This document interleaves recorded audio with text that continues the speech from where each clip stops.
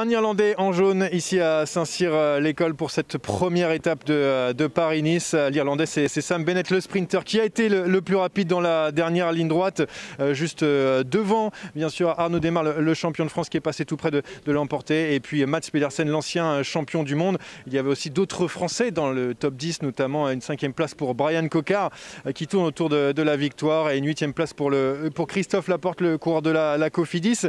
Sam Bennett, qu'on a entendu juste après la ligne, l'Irlandais, très content d'avoir gagné ici. I'm really proud to get an opportunity to wear yellow.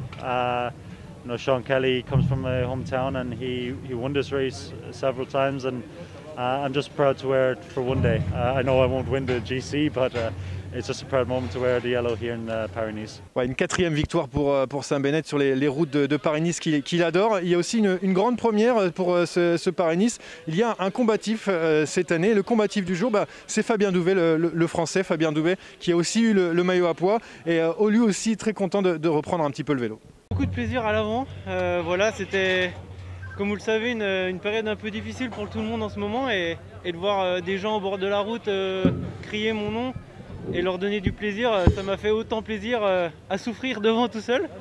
Et non, franchement, beaucoup de plaisir à l'avant. Voilà, en plus récompensé par un maillot à pois, donc c'est toujours un maillot distinctif. C'est Paris-Nice, c'est une très grande course, donc voilà, faut le respecter. Et je suis très heureux de pouvoir ramener ce maillot à ma nouvelle équipe Total Direct Energy.